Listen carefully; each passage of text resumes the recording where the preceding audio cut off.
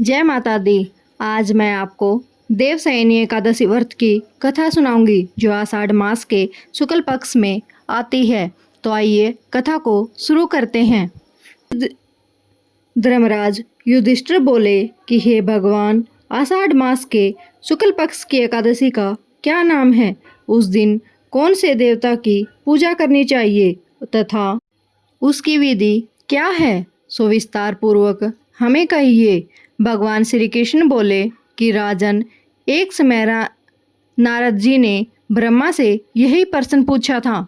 तब ब्रह्मा जी बोले कि हे नारद, तुमने कलयुग के जीवों के लिए उद्धार के लिए उनसे उत्तम प्रश्न किया है, क्योंकि एकादशी का व्रत सब व्रतों में श्रेष्ठ है। इसके व्रत से समस्त पाप नष्ट हो जाते हैं।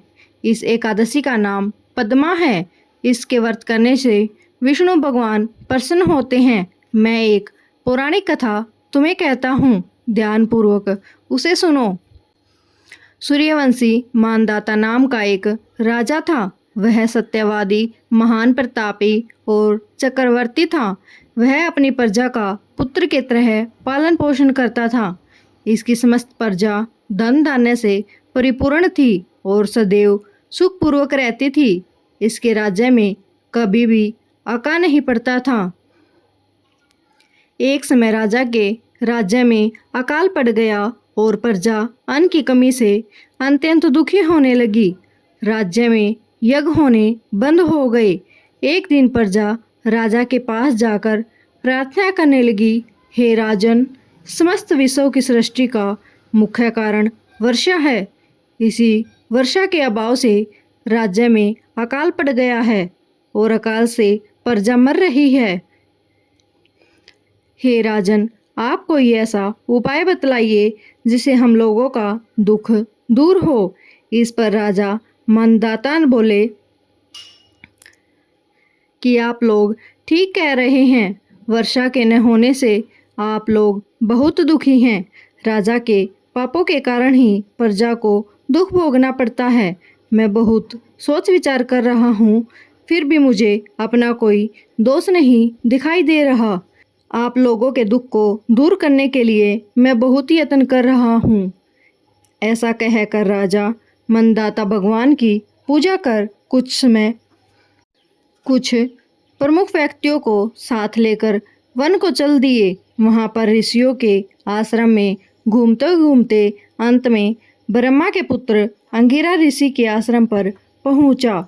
उस स्थान पर राजा रथ से उतरा और आश्रम में आया। वहाँ मुनि अभी नित्य क्रम से निवृत्त हुए थे कि राजा ने उनके सम्मुख प्रणाम किया और मुनि ने उनको आशीर्वाद दिया। फिर राजा से बोले कि हे राजन, आप इस स्थान पर कैसे पधारे? सो कहिए। राजा बोले, हे महर्षि, मेरे राज्य में 3 वर्ष से वर्षा नहीं हुई है। इसे अकाल पड़ गया है और प्रजा दुख भोग रही है। राजा के पापों के इसमें प्रभाव से ही प्रजा को कष्ट मिलता है। ऐसा शास्त्रों में लिखा है। मैं धर्मानुसार राज्य करता हूँ, फिर यह अकाल कैसे पड़ गया, इसका मुझे अभी तक पता नहीं लगा है। अब मैं आपके पास इसी संदेह की निवृत्ति के लिए आया हूँ। आप कृपा कर मेरे इस संदेह को दूर कीजिए और प्रजा के कष्ट को दूर करने के लिए कोई उपाय बताइए। इस पर ऋषि बोले, हे राजन, यह सतयुग सब युगों में श्रेष्ठ है। इसमें धर्म के चारों चरण सम्मिलित हैं। इस युग में केवल ब्राह्मणों को ही तपस्या करना तथा वेद पढ़ने का अधिकार है, परंतु आपके राज्य में एक शूद्र भी तपस्या कर रहा है। इसी दोष के कारण आपके राज्य में वर्षा नहीं हो रही। यदि आप प्रजा का भला चाहते हो तो उस शूद्र को मार दीजिए। इस पर राजा बोले, हे मुनीश्वर, मैं उस निरपराध तपस्या करने वाले शूद्र को नहीं मार सकता। आप इस दोष से छूटने का कोई अन्य उपाय बतलाइए। तब ऋषि बोले कि हे राजन, यदि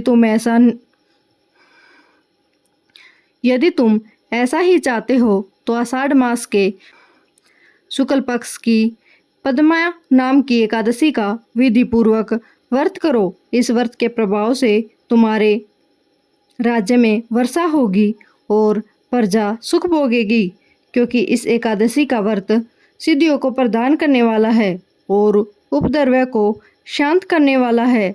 मुनि के इन वचनों को सुनकर राजा अपने नगर को वापिस आया और विधि पूर्वक पद्मा एकादशी का व्रत किया।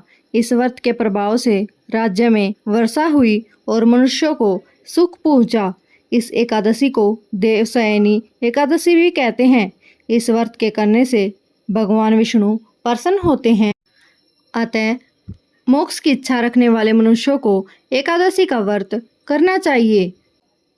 चातुर्मास्य व्रत भी इसी एकादशी के व्रत से शुरू किया जाता है। यह थी देवशयनी एकादशी की कथा। आपको कैसी लगी कमेंट में ज़रूर बताएं।